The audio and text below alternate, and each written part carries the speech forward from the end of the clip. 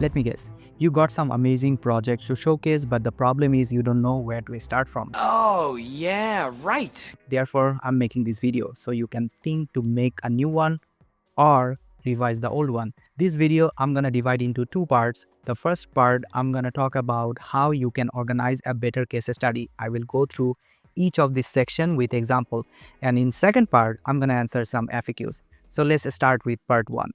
First, understand what is the purpose of having a case study. Is it showcasing your design ability or showcasing your problem solving ability, or it is both? The reason I'm asking this question because all the case study I reviewed recently, they focused more on presenting the visual rather than focusing telling the story behind the design. Allow me to share my own structure which helped me to get jobs from startup to large organization in 3 different countries. This structure is not something that I came up with overnight. I refined it over time through reading blogs, videos, even reviewed with other experts. So speaking about the structure, your case study is basically talk about what, why, and how, which start with a title. Your title must be eye-catching and descriptive. Do not write a huge block of paragraph text. For example, do not write shopping cart redesign for XYZ company, rather write redesigning the shopping cart for better conversion. Then we can add a section giving the visuals of our design to give a gist of how it looked like on the final design. This is something not everyone do, but I prefer to do so my reader feel interested to scroll. The next section I wrote about summary, a section that will tell the entire case study into few sentences. This helps the reader to get a full idea about the case study, the problem you solved, your role, key results, and impact you left. This is something some people use, some people don't. It's up to you. Personally, I love to add. The next one is overview, which everyone does use. In this section, you write about the background information about your project, such as have you redesigned it or it's a new product, what size of the team you worked with, what was the timeline and high-level goals. Once we have the overview, the next one we talk about the problems, or you can call it the challenges. Here we will share that what problem we have solved. Make sure you highlight as a team what you have taken into consideration. Good to mention here, I always add some bullet points along with some text to highlight the problem. The next one is my design process. This section I really love to add. Honestly, I don't see many people add it. So do your due diligence here. The reason I add it because I want my reader to know what process I follow to find out a solution. After talking about the problem, we come to the point where we talk about how. And to begin with, I start with our objectives, or you can call it goal section. In this section, we will start talking about why this project was undertaken on first place, showcasing a specific goal, measurable target, so that the reader know what success they are looking for in this project. But wait, are we confused about these 3 different sections? Here is a side-by-side comparison. Summary focus on high-level snapshot of your entire project, while overview is about background and content. On the other hand, objectives talk about the project was undertaken and its goal. The purpose of summary is to give a quick preview to hook the reader. On overview, provide the necessary context, and objective is showcasing the measurable goal of success. So once you wrote down this section, come back to this table if you meet the purpose. The next section is discovery, where we talk about how you discover user frustration, analyze the data to identify the pattern or trend. You can also talk about all the research you have done in this section. For example, you did research on user interview or survey. Quick tips here, stop adding a big image of sticky notes like you may have done on how might we approach or a whole table of your competitor analysis. You still can use some snapshot, but the idea is to talk about, not to showcase it. It's about express your ability of doing it. A bunch of screenshot won't help to describe what you have done here. The next one is existing flow. As it described, if your case is about redesigning a project, then show the existing flow. The section may include 1 or 2 lines and maybe some screenshot of the flow. Our target is to give readers an overview how the existing flow look like. Since we talked about the discovery, that means we already have the data to jump into ideation part. In this section, we will be talking about what kind of possible solution we came up with and based on our research.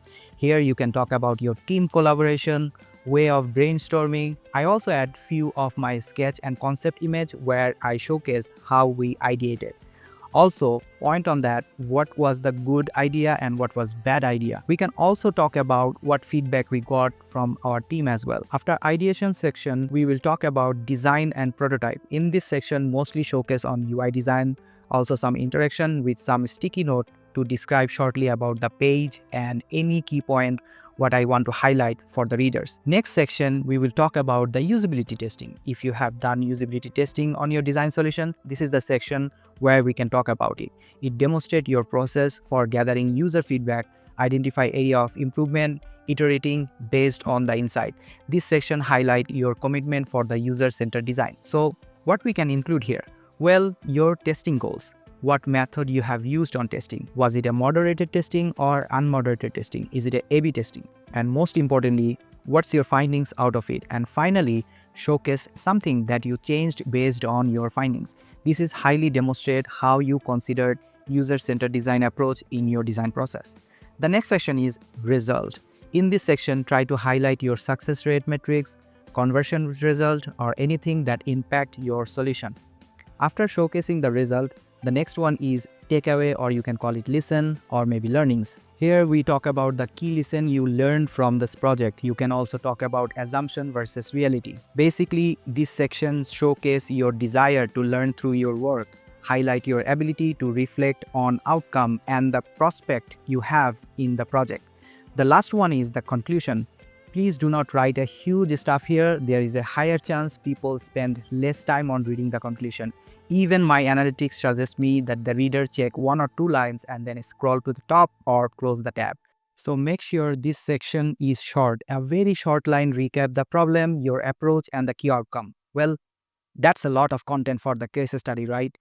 Once you have write everything, take a look how long it is. If it is too big, time to reduce some content.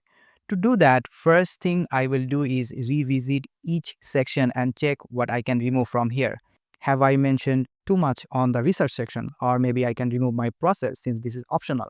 My point is, anything you see is extra, remove it or rewrite in a short way. A good practice would be, imagine you are presenting this case study in front of a hiring panel. Can you finish it in 20 minutes? If the answer is no, then reduce the content from it. Okay, that's all for part 1. Coming to part 2, let's answer some of the most common questions that now you have in your mind. Question 1. What next? Should I start apply? My answer is yes. At this point, I'm 100% sure there is a lot of room to improve in your case study. In fact, there will always be, but doesn't mean you should not start applying for the job or freelancing project. Remember, rejection is a part of your success. Keep applying, and over the time, make sure you come back in your case study and review it, even possible review by some mentors. Question 2. Do I need a website or a Figma link is enough for use? Well, it's proven for me that sending a Figma link or a website does not make any difference. Even I got my job by sending a PDF slide. So more appropriate question is how you should decide that what method you should choose.